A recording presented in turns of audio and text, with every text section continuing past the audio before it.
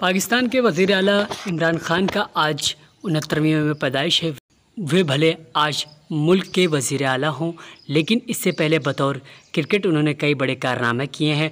उन्होंने 1992 में अपनी कप्तानी में ही पहली बार पाकिस्तान का वनडे वर्ल्ड कप का ख़िताब दिलाया था। पाकिस्तान की टीम दोबारा वनडे वर्ल्ड कप का ख़िताब आज तक नहीं जीत सकी।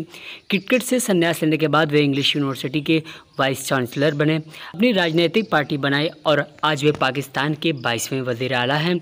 5 अक्टूबर 1952 को पश्तून परिवार में पैदा हुए इमरान खान के पिता सिविल इंजीनियर थे। उन्होंने पाकिस्तान के अलावा इंग्लैंड में भी पढ़ाई की है। उन्होंने 16 साल की उम्र में फर्स्ट क्लास क्रिकेट खेलना शुरू कर दिया था। वे 1971 से लेकर 1976 तक, फिर 1983 से लेकर 1988 तक इंग्लिश काउंटी टीम से भी खेले। उन्होंने 1971 में इंग्लैंड के ख़िलाफ़ टेस्ट डेब्यू किया था। वहीं अगस्त 1974 में उन्हें वनडे डेब्यू करने का मौका मिला था। इमरान खान ने 1991 में अपनी मां की याद में कैंसर अस्पताल बनाने के लिए मुहिम शुरू की थी। 1994 में उन्होंने लाहौर में पहला अस्पताल बनवा भी दिया।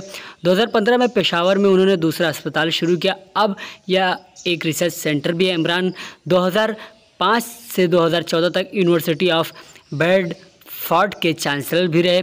उन्होंने 1996 में अपनी राजनीतिक पार्टी तहरीक इंसाफ बनाई। 2002 में उन्होंने नेशनल असेंबली का चुनाव जीता। वे 2018 में पाकिस्तान के वज़ीर आज़म बने।